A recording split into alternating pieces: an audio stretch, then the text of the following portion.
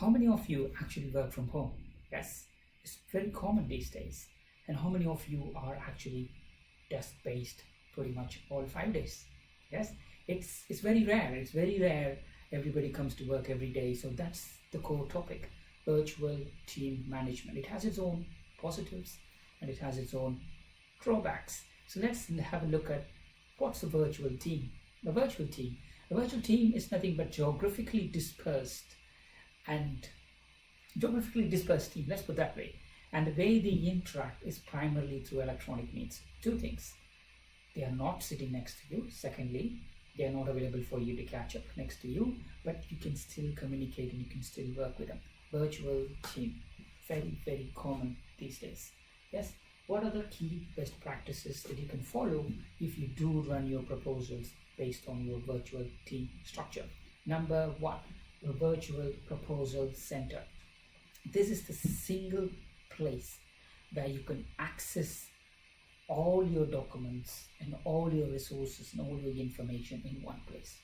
Everybody drop it, everybody work through it, and everybody finalize it and put your documents in. One source of information. What sort of tools do you use in that sort of situation? Do you have an example? In my case, we used to have SharePoint, or we used to have standard servers, and so people drop in. We have limited access to people, and we just drop those completion in there. So pretty much the basic stuff there is what's the access rules, what's the naming conventions, and how are you going to communicate who needs to do what, and when they can do it, and what's your storage area, and how are you going to resource everything together so that it goes seamlessly. So what does your virtual proposal center look like? Yes, very, very interesting. Number two, actually, clear communication. As it's clearly done, is how are you going to communicate with the virtual team? Because he or she is not next to you, so ideally you can call them, you can send them emails, but it's not the same as talking to somebody as you are next to you.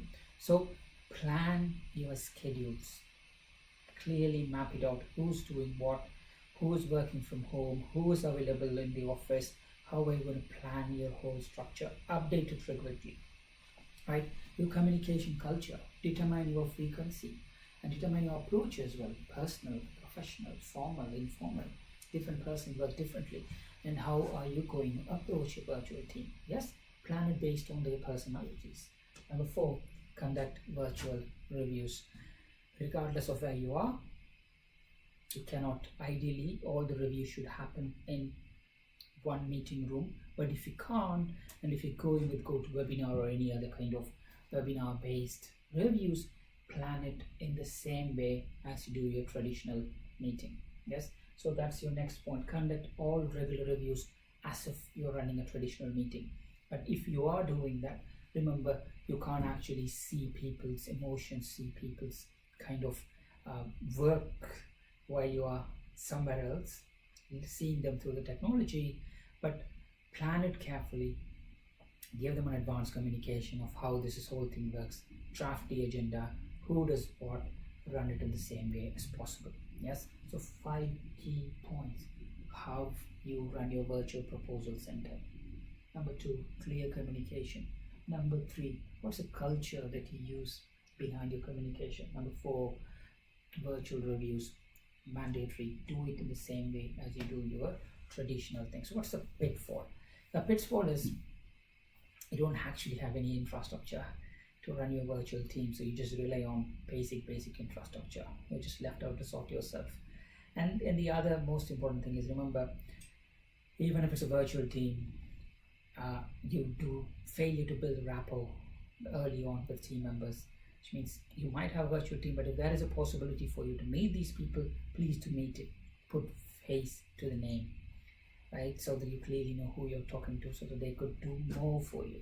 So 2 pitfalls. And in summary, number 1, build trust and rapport through different types of communication depending on the people. Some people are good with text messages, some people are good with emails, some people like to have calls.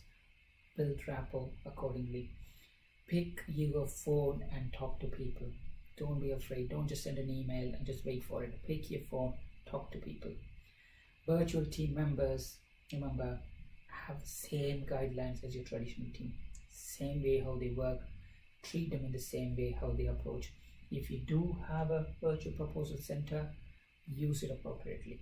What's your central hub that you can use to collate the information, to finalize information, and then use it to even coordinate the information? Yes.